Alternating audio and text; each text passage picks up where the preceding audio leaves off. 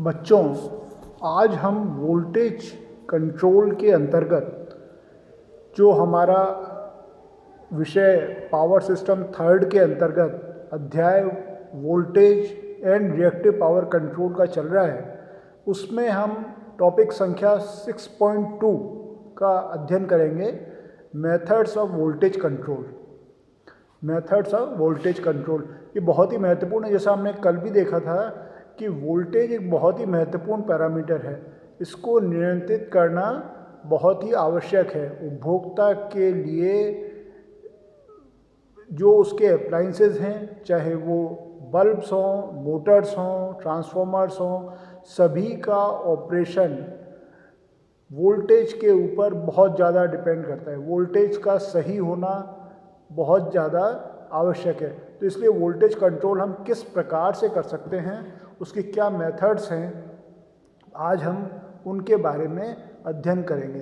तो सबसे पहले तो हम उन मेथड्स के नाम देख लेते हैं कि क्या क्या मेथड्स के द्वारा वोल्टेज का कंट्रोल किया जा सकता है। सबसे पहला जो मेथड है वो बाय एक्साइटेशन कंट्रोल। अल्टरनेटर का एक्साइटेशन यदि हम कंट्रोल करें, इसको मैं और आपको इसी वीडियो में आगे समझाने की कोशिश करूंगा कि एक्साइटेशन से वोल्टेज किस प्रकार से कंट्रोल हो सकता है। तो एक्साइटेशन यदि हम के द्वारा जो डीसी सप्लाई हम देते हैं, उस डीसी सप्लाई को नियंत्रित कर कर जो आउटपुट वोल्टेज है अल्टरनेटर का, उसको नियंत्रित किया जा सकता है। दूसरा है जो ट्रांसफॉर्मर्स लगे हुए हैं, चाहे ट्रांसमिशन चाहे जनरेटिंग स्टेशन पर लगे हों, ट्रांसमिशन लाइंस में लगे हों या डिस्ट्रीब्यूशन सिस्टम में लगे हों, उनका टैप चेंजर के द्वारा वोल्टेज को कंट्रोल किया जा सकता है। तो दूसरा तरीका जो है bye tap changing of transformer. Transformer कहीं भी लगे हों, चाहे जनरेटिंग स्टेशन में लगे हों या ट्रांसमिशन लाइन में हो, डिस्ट्रीब्यूशन में हो, उनका टैप चेंज करके वोल्टेज को कंट्रोल कर सकते हैं। फिर जो ऑटो ट्रांसफॉर्मर्स कई जगह पर लगे होते हैं, कई बार जनरेटिंग स्टेशन पे भी ऑटो ट्रांसफॉर्मर लगे हुए जो ट्रांसमिशन लाइंस हैं जीएसएस वगैरह पे ऑटो ट्रांसफॉर्मर्स लगे हुए होते हैं। उन ऑटो ट्रांसफॉर्मर्स का भी टैप चेंज करके हम वोल्टेज को कंट्रोल कर सकते हैं।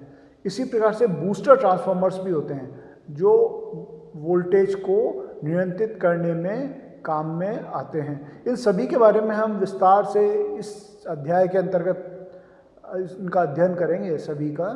तो वन बाय वन जब हम देखेंगे तो आपको ये सभी चीज़ें ध्यान आ जाएंगी।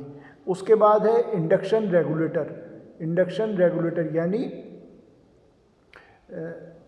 जो प्रेरण नियंत्रक है, उसके द्वारा प्रेरक नियंत्रक के द्वारा भी हम वोल्टेज को कंट्रोल कर सकते हैं।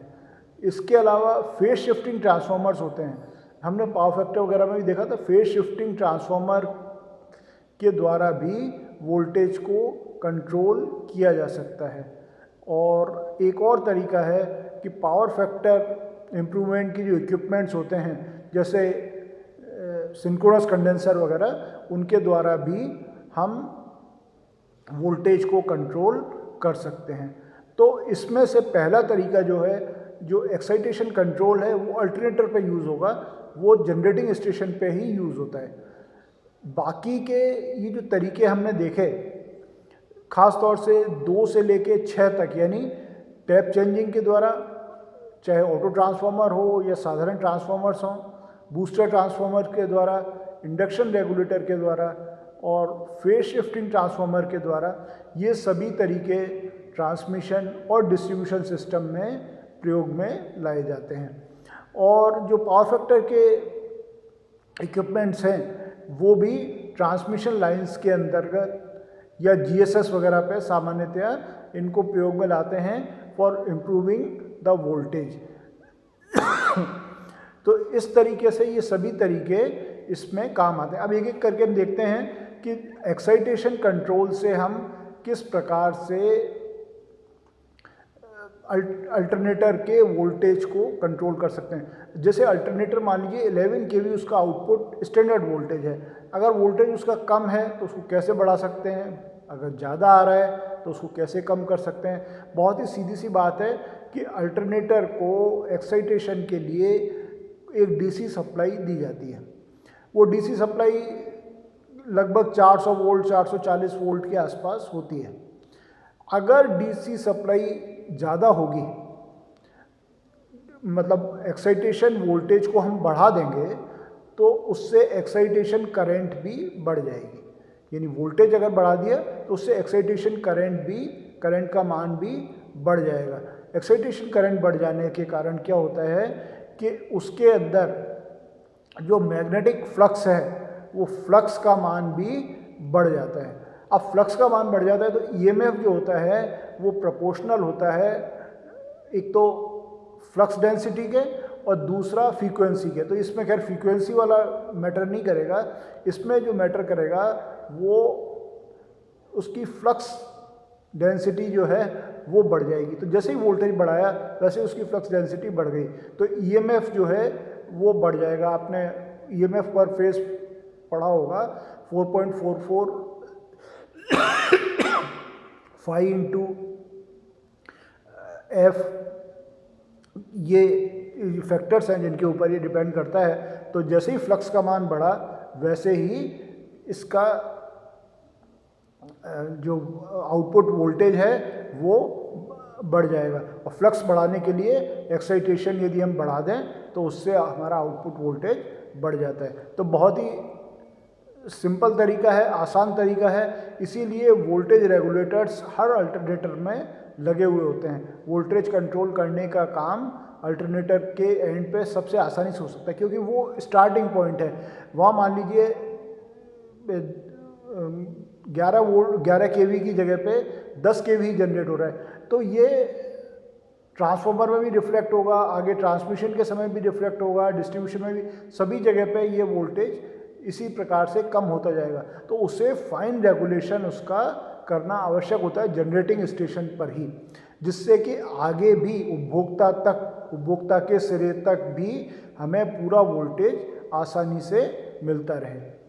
अब दूसरा तरीका जो है वो टैप चेंजर के द्वारा वोल्टेज को नियंत्रित करने का है। इसको हम विस्तार से समझने का प्रयास करते हैं कि टैप चेंजर क्या होते हैं। सबसे पहले हम इसी चीज़ को समझते हैं और ये कितने प्रकार के होते हैं इसको हम समझने का प्रयास करते हैं। टैप चेंजर्स कई जगह पे काम में लाए जाते हैं। हम देखते हैं कि किसी भी ट्रांसफार्मर में दो वाइंडिंग्स होती हैं, एक प्राइमरी वाइंडिंग होती है और एक सेकेंडरी वाइंडिंग होती है। अब यदि हमें और उपभोक्ता ज़्यादातर या सभी उपभोक्ता जो है वो निश्चित रूप से सेकेंडरी वाइंडिंग से ही अपनी सप्लाई प्राप्त करता है। तो यदि हम सेकेंडरी साइड के वोल्टेज को कंट्रोल करें किसी भी तरीके से, यदि हम सेकेंडरी साइड के वोल्टेज को कंट्रोल करें तो हम उपभोक्ता तक पूरा वोल्टेज पहुंचा सकते हैं। यानी जो secondary side of the transformer है उसका वोल्टेज हमें कंट्रोल करना है। तो इसका अर्थ ये हो गया कि ये दो तरीकों से किया जा सकता है।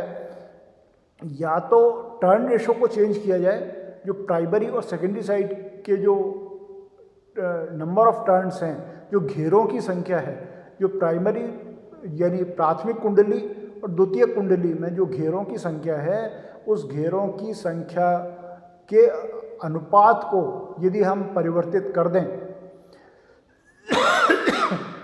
जो ट्रांसफॉर्मिंग रेशो है वो N2/N1 होता है।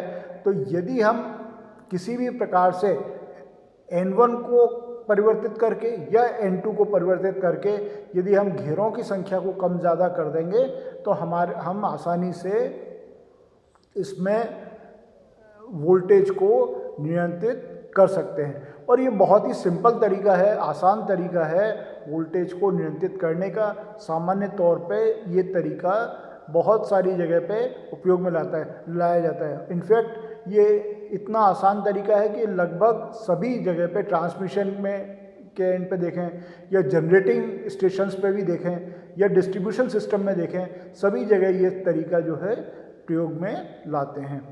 तो जैसा मैंने आपको बताया कि अब हम टर्न रेशो को यदि परिवर्तित कर रहे हैं तो टर्न रेशो को परिवर्तित करने के लिए हमें एक कुंडली में टैपिंग प्रोवाइड करनी पड़ती है। तो अब ये प्रश्न उठता है कि ये टैपिंग किस साइड में कहाँ हम प्रोवाइड करें। तो ये थोड़ा समझने की बात है कि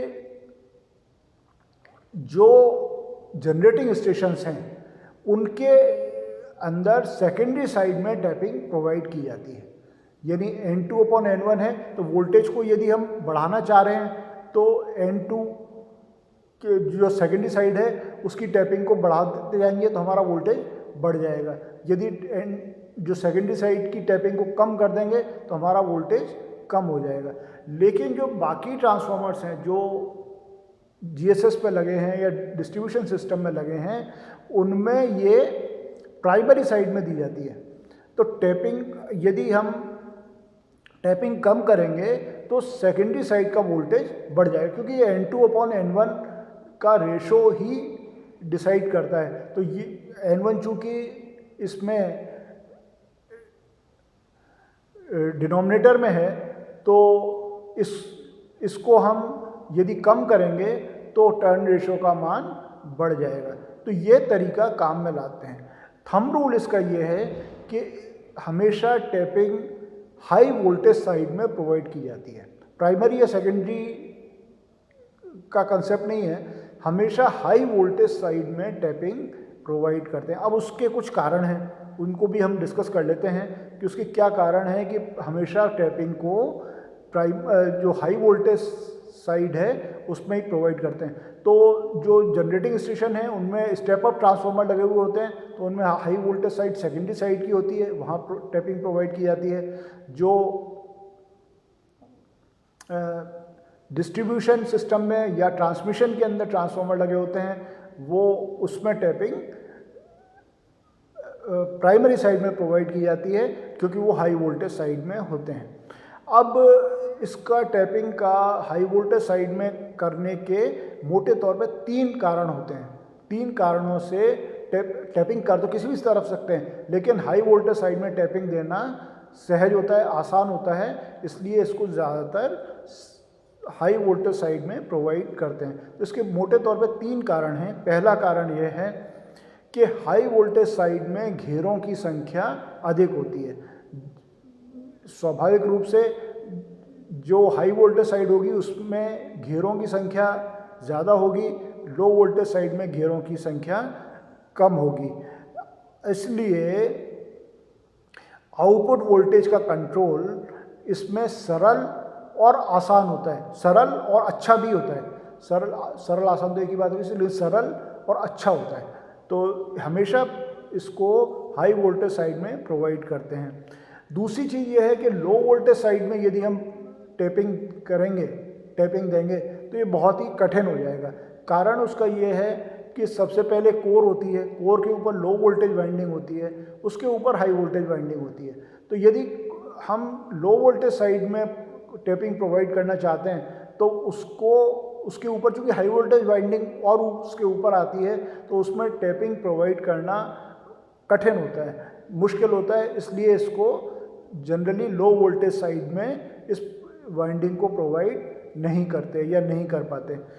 तीसरा कारण ये है कि हाई वोल्टेज साइड जो होती है उसमें धारा का मान कम होता है, वोल्टेज अधिक होता है लेकिन धारा का मान कम होता है। तो कम होने के कारण जब भी हम टैप चेंज करेंगे तो टैप चेंज करने के कारण जो धारा में जो परिवर्तन हो रहा है उसके कारण जो स्पार्किंग होती है वो स्पार्किंग की समस्या लो वोल्टेज साइड में ज़्यादा होगी क्योंकि उसमें धारा का मान ज़्यादा है, हाई वोल्टेज साइड में कम होगी क्योंकि उसमें धारा का मान कम है। इसीलिए जो टैप चेंजर लगाए जाते हैं हमेशा हाई वोल्टेज साइड में लगाए जाते हैं। तो मोटे तौर पर ये 3 प्रमुख कारण होते हैं जिनके कारण कि इस टैप चेंजर्स को हाई वोल्टेज साइड में दिया जाता है। तो आज हमने ये टैप चेंजर्स का कंसेप्ट समझने की कोशिश की कि इसको हमेशा हाई वोल्टेज साइड में लगाएंगे और इसके ये बहुत ही कॉमन तरीका है। सभी ट्रांसफार्मर्स में टर्न रेशो को चेंज करके हम वोल्टेज को बहुत आसानी से कंट्रोल कर सकते हैं। अब ये टैप चेंजर कितनी तरह के होते हैं, कहाँ कहाँ पे काम में आते, उनकी कंस्ट्रक्शन किस प्रकार की होती है, इसको हम अगले वीडियो में देखेंगे। आपने सुना, बहुत बहुत धन्यवाद।